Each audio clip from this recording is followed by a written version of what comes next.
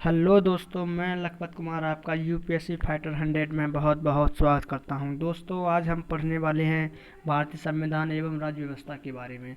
दोस्तों, भारतीय संविधान एवं राज्य व्यवस्था के बारे में पढ़ने से पहले ये जानना ज़रूरी है कि इसका सिलेबस क्या है और इसमें कितने क्वेश्चंस आते हैं। दोस्तों, बात करते हैं सबसे पहले यूपीएससी की। तो दोस्तों, यूपीएससी के प्री में 15 से लेकर 20 क्वेश्चन अधिकतर तुम्हें देखने को मिलेगा, और कम से कम बात की जाए इसकी, तो 10 से लेकर के 12 क्वेश्चंस प्रत्येक वर्ष पूछे जाते हैं। दोस्तों, अब बात करते हैं यूपीएससी के मेंस की। तो मेंस में जो थर्ड पेपर होगा, जीएस सेकंड के नाम से होता है, 200 मार्क का होता है। ये पॉलिटी का पेपर तुम्हें देखने को मिलेगा। अब बात करते हैं यूपीएससी की बात करते हैं यूपीपीएससी या यूपीपीसीएस। इसमें प्री में दोस्तों 12 से लेकर के 16 क्वेश्चंस तुम्हें देखने को मिलेगा। और मेंस की बात करें तो थर्ड पेपर जीएस सेकंड का नाम से होता है और 200 मार्क का होता है। दोस्तों, ये तुम्हें पॉलिटी का पेपर करने को मिलेगा। दोस्तों, अब बात करते हैं यूपीएससी के प्री के सिलेबस की। क्योंकि यूपीएससी और यूपीपीएससी दोनों का दोस्तों सेम सिलेबस होता है, और इसमें वही क्वेश्चंस। अब पहले तो पैटर्न चेंज था, लेकिन अब 2020 से इसका सेम हो गया है। अब बात करते हैं इसके सिलेबस की दोस्तों। तो सिलेबस में सबसे पहले हम प्री का सिलेबस जानेंगे। तो प्री के सिलेबस में सबसे पहला चैप्टर हम पढ़ेंगे भारत का संवैधानिक विकास। दोस्तों, हमारे भारत में संवैधानिक विकास, हमारा संविधान कैसे बना था, क्या प्रोसेस रही थी, कहाँ से हमने क्या सीखा था, कहाँ से क्या लिया था। दोस्तों, हम ये भारत का संवैधानिक विकास में पढ़ेंगे। ठीक है। नेक्स्ट हमारा टॉपिक होगा संविधान का विदेशी प्रभाव। दोस्तों, हमारे संविधान में हमने विदेश से क्या लिया है। जैसे नीति निर्देश तत्वों की बात करें तो आयरलैंड से लिए। इसी प्रकार दोस्तों हम एक एक देश के, मतलब किसी देश से हम जो लिया है वो पढ़ेंगे। अब नेक्स्ट बात करें संविधान में अनुच्छेद और अनुसूची। दोस्तों, नेक्स्ट टॉपिक आता है संविधान में अनुच्छेद और अनुसूचियों के बारे में जानेंगे, कितने अनुच्छेद हैं, कितनी अनुसूचियाँ हैं। और दोस्तों, मैं इसमें वो भी बताता हूँ जो इम्पोर्टेंट है। दोस्तों, अगर भारत का संवैधानिक विकास, ये हमारे लिए इम्पोर्टेंट है। ठीक है। नेक्स्ट संविधान और विदेशी प्रभाव, ये भी हमारे लिए इम्पोर्टेंट है। अब नेक्स्ट बात करी जाए संविधान में अनुच्छेद और अनुसूची, ये भी हमारे लिए इम्पोर्टेंट है। अब आगे की बात करें उद्देश्य का। दोस्तों, हमारी जो प्रस्तावना है वो तो बहुत मोस्ट इम्पोर्टेंट है हमारे लिए। और नेक्स्ट बात की जाए तो शासन प्रणाली, तो दोस्तों इतना ये इम्पोर्टेंट नहीं है। और नेक्स्ट बात करी जाए तो राष्ट्रीय प्रतीक, ये भी इतना मतलब इम्पोर्टेंट नहीं है, और इसके बारे में तो वैसे सभी लोग जानते ही हैं।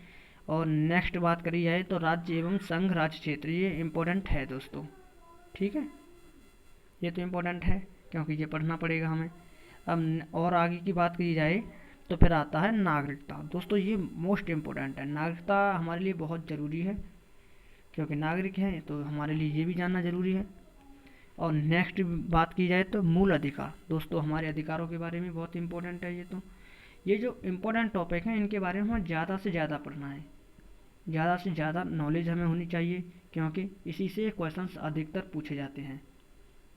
और नेक्स्ट बात की जाए तो राज्य के नीति निर्देशक तत्व, ये भी दोस्तों बहुत इंपॉर्टेंट है। इससे हर एक बार एक या दो क्वेश्चंस पूछा जाता है। आगे मूल कर्तव्य, फिर नेक्स्ट आता है राष्ट्रपति, फिर नेक्स्ट आता है उपराष्ट्रपति। दोस्तों, ये सब इम्पोर्टेंट टॉपिक हैं। यहाँ से कभी एक क्वेश्चंस, वैसे अक्सर कर एक क्वेश्चंस तो बना ही देते हैं ये लोग। अब अगर आगे की बात करें तो केंद्रीय मंत्रिपरिषद, नेक्स्ट आता है महान्यायवादी और कैग। दोस्तों, ये महालेखा परीक्षक और महान्यायवादी दोस्तों बहुत ही इंपॉर्टेंट हैं। इनसे एक क्वेश्चन पूछा जाता है, कभी इनका कार्यकाल पूछा जाता है, कभी कुछ। ठीक है, तो ये हमारे लिए पढ़ना ज़रूरी है। नेक्स्ट बात करें तो वरीयता अनुक्रम, ये भी हमारे लिए ज़रूरी है, क्योंकि किसकी मतलब इनकी वरीयता के हिसाब से इनका क्रम बनाया गया है, ये हमारे लिए जानना ज़रूरी है। नेक्स्ट आता है संसद। दोस्तों, संसद तो हमारे लिए बहुत ज़रूरी है।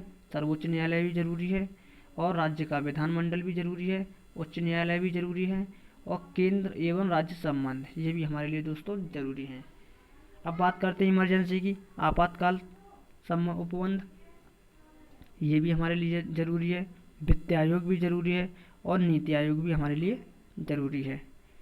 अब आगे की बात करें लोकपाल एवं अन्य आयोग। दोस्तों लोकपाल इसी वर्ष बनाए गए थे, इसलिए हमारे लिए पढ़ना बहुत ज़रूरी है। आगे की बात करें तो अस्थाई विशेष प्रावधान। दोस्तों ये इतना ज़रूरी नहीं है, कभी ये क्वेश्चन आते हैं जो इतना ज़रूरी नहीं होते, उन्हें केवल एक बार पढ़ते हैं, 1 या 2 बार पढ़ लेते हैं, लेकिन जो ज़रूरी है उसके बारे में तो ज़्यादा से ज़्यादा पढ़ना है हमें। दोस्तों आगे की बात करें इलेक्शन कमीशन, चुनाव आयोग। आगे की बात करें तो राजनीतिक दल, फिर संवैधानिक संशोधन, ये भी संवैधानिक संशोधन हमारे लिए ज़रूरी है दोस्तों। फिर राजभाषा, ये भी ज़रूरी है। फिर पंचायती राज, ये भी ज़रूरी है। फिर विभेद, ये सब मिक्सचर होता है, ये भी ज़रूरी है। और कुछ वर्गों के लिए विशेष उपबंध, ये भी हमारे लिए ज़रूरी है। दोस्तों यहाँ तक हो गया ये तुम्हारा प्री का, और यही हमें दोस्तों हम प्री का अभी पढ़ेंगे। और बात ये एक तरफ जो दूसरी तरफ लिखा हुआ है दोस्तों, ये लिख रहा है मेंस का।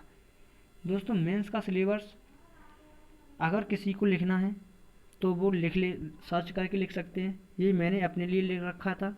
और ये दोस्तों जब हम प्री का सिलेबस कंप्लीट कर लेंगे तो उसके बाद में हम मेंस का भी सिलेबस कराएंगे और मेंस भी तुम्हें कराएंगे।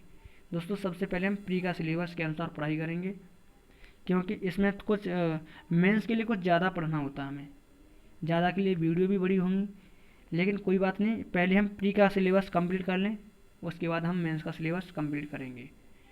दोस्तों यहाँ तक वीडियो को देखने के लिए धन्यवाद। लाइक और सब्सक्राइब करना ना भूलें।